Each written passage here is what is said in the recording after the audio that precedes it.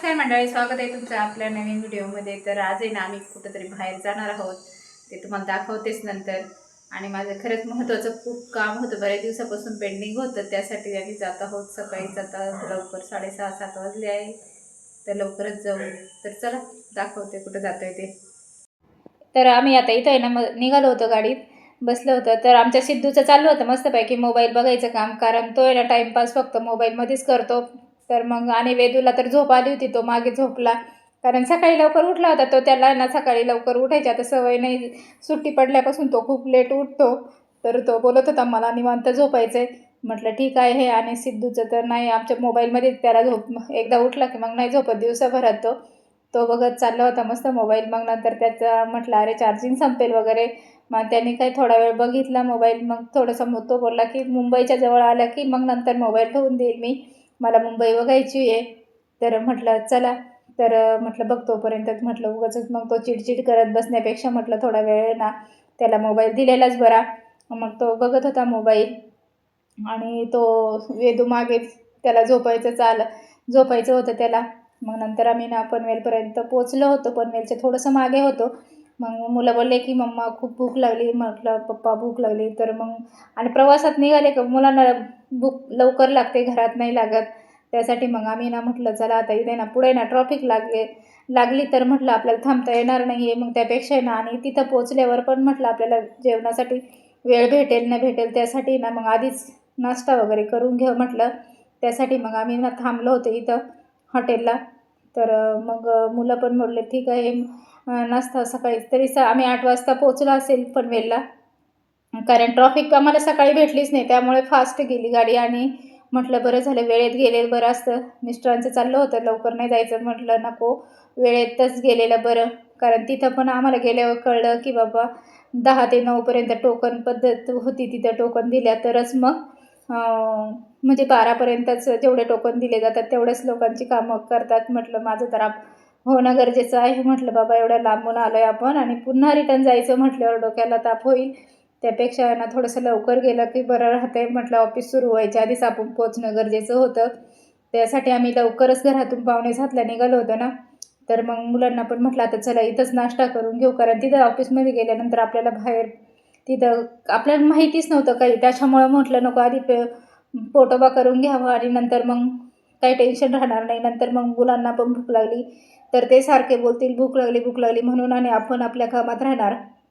म्हटलं चला, तर ते पण बोलले नको तिथं जाऊन आपल्या कामात मग मुलं चिडचिड करण्यापेक्षा ना इथंच नाश्ता वगैरे पोटभर करून घेऊ। मग त्यासाठी ना आम्ही इथे मागवली होती मिसळपाव आणि मस्तपैकी पोटभर नाश्ता केला आम्ही तिथं। आणि तिथंच बाजूला एक मंदिर पण होतं, साईबाबांचं मंदिर, म्हणजे हॉटेलच्या बाजूलाच होतं। मग नंतर लगेचच मग आहे ना आम्ही तिथं दर्शन पण, लगेच सिद्धू बोलला की मम्मा इथं साईबाबांचं मंदिर आहे, तर मग आम्ही दर्शन पण घेतलं तिथं मस्तपैकी। आणि वेदू पण लगेचच बोलला मम्मा मला पण थांबा म्हणून। पप्पा ते निघाले होते दर्शन घेऊन, लगेच ते बोलत होते चला, पण यांचं चालू होतं आईस्क्रीम वगैरे घ्यायची, तर बोलले ठीक आहे। आईस्क्रीम पण तिथं घेतली त्यांनी आणि मग लगेच देवदर्शनासाठी तिथं आले होते, त्या साईबाबांचं दर्शन घेण्यासाठी तिथंच वेदू आला। तर म्हटलं चला आता, तर मग मुलांचं कसं हे तर मग बसले होते गाडीमध्ये, ते बोलत होते चला चला म्हणून।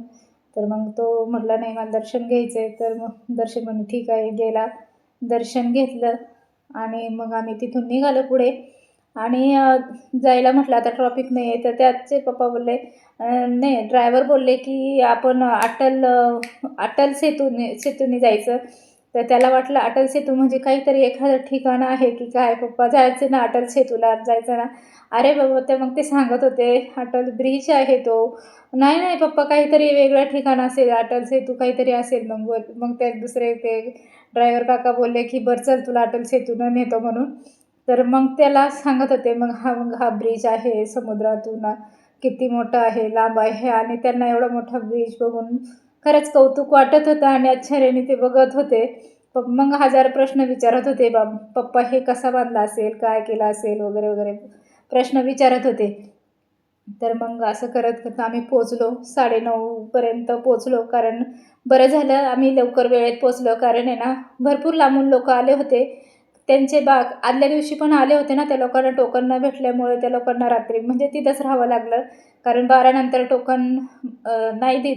10 ते 12 2 तासच टोकन वाटप होते. त्या वेळेत जेवढे वाटप होतील तेवढेच लोकांचं काम होतं त्या दिवशी तिथं. तर बरं झालं आम्ही ना लवकर वेळेत पोचलो. 9:30ला पोचलो होतो आम्ही. टोकन घेऊनसुद्धा आम्हाला आहे ना 1 तास वेटिंग करावं लागलं आणि ते आम्हाला काही माहिती नव्हतं. म्हटलं ठीक आहे, म्हटलं चला. तर हे बोलले टोकन घेऊन. मग नंतर समजलं की 15-20 मिनिटांनी की 5-5 लोकांची बॅच करून ते मेन ऑफिसला वर सोडत होते. 7व्या माळ्यावर होतं ते. तर म्हटलं चला.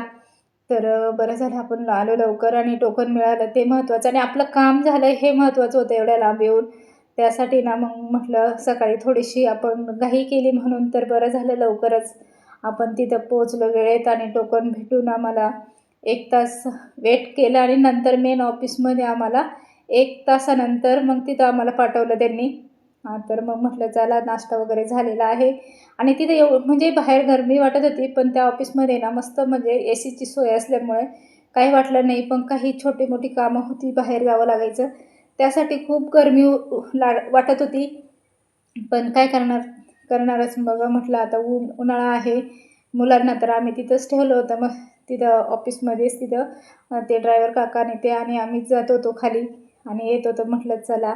तर त्यांना पण मुंबई बघायची होती, कशी आहे मुंबई. त्यांना सांगितलं होतं आम्ही लहानपणी तुम्हाला नेलं आहे. तो बोलला आम्हाला लहानपणी काही कळत नव्हतं तेव्हा नेलं आणि आता कळतं आहे तर आता नेत नाही.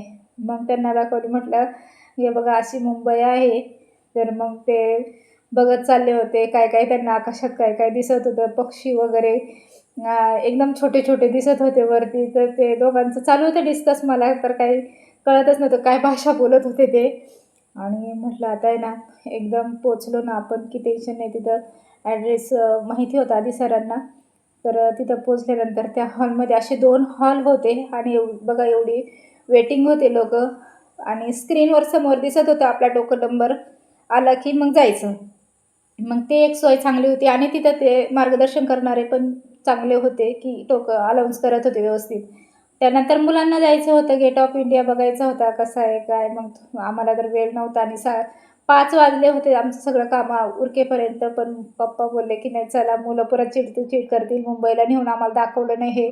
त्यासाठी आम्ही गेलो होतो. 15-20 मिनटंच थांबलो, जास्त वेळ काय तिथं थांबलो नाही कारण आम्हाला रिटर्न यायचं होतं. मग त्यांना असं दाखवत होते हे ताजमहल हॉटेल आहे, गेट ऑफ इंडिया आहे. मग त्या सिद्धूचं चाललं होतं मस्त माझे फोटो काढा इथं. मग त्याने छान फोटो वगैरे काढले आणि हे बोटिंग वगैरे चालू होती तिथं. तर वेदूचं म्हणणं होतं बोटिंग करायची, पप्पाचं म्हणणं होतं नाही करायची. त्यामुळे थोडासा तो डिस्टर्ब होता. मग तिथं आटोपलं आमची कामं आणि नंतर आम्ही निघालो होतो घरी यायला. तर घरी येताना आम्हाला तर खूप उशीर झाला होता. 7:30 पावणे 8 वाजले होते. तर चला भेटूया नेक्स्ट व्हिडिओमध्ये. तोपर्यंत बाय.